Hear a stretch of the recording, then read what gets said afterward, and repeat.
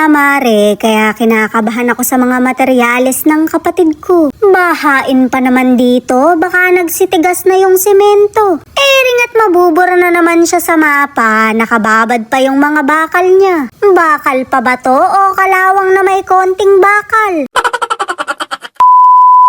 Napakalakas nga ng hangin at samahan mo pa ng pag-ulan. Nag-aalala tuloy ako sa kapatid kong tilapia. Well, sa mga materyales talaga ako nag-aalala dahil may kamahalan yun. Siya naman makakalangoy, yung mga semento'y hindi. Pagka nagsitigas yun, itatag niya na yung katawan niya. Mare, tutupiin ko talaga siya sa 8.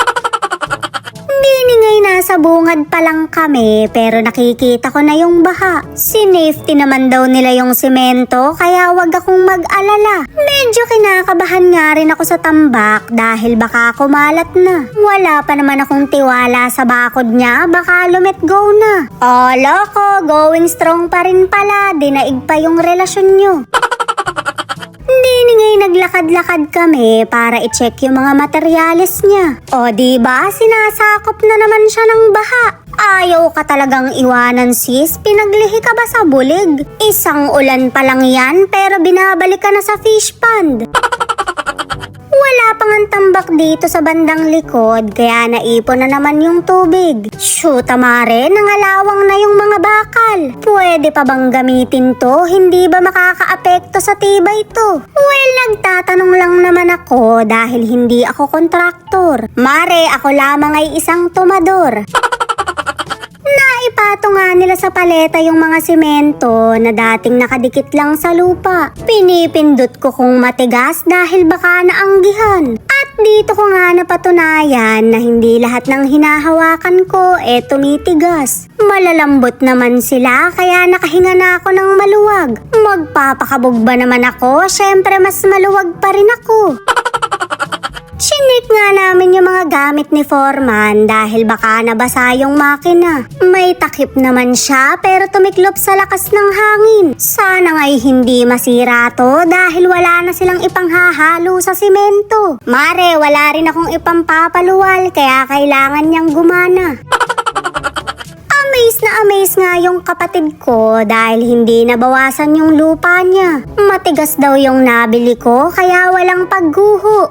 Ring at tinatapak-tapakan pa namin pero matigas talaga siya. Ikaw lang naman ang malambot sis, dinaig ka pa ng lupa. Siyempre, chinek ko na rin yung mga hollow blocks kung may nabasag ba. Mukhang okay naman sila at wala ring butas sa gitna. Isa lang ang ibig sabihin nun, hindi niya binabanatan yung hollow blocks. Abay, dapat lang naman, nasa 17 na yata ang isa nun. Mare, baha na dito sa bandang likod niya. Pinatigil ko muna kasi yung tambak dahil nakaka-50 truck na. Wala pa sa kalahati ng lupain niya yung tambak kaya parang ibig ko na lang mag-breakdown. Ganito pala kagastos maging mabuting kapatid, maging masama na lang kaya ako. Napakatigas mo naman dyan, sister. May buhat-buhat ka pang isang kabang bigas. Iba talaga nagagawa ng video dahil sumisipag ang mga tao. Napakaiinam naman ng mga kapatid kong lalaki dahil marunong sa mga gawaing bahay. Medyo tagilid nga lang ako dito sa isa dahil malakas mangupit. Magkano ka sa munggo? 500? Lakas mo ah! Lakas.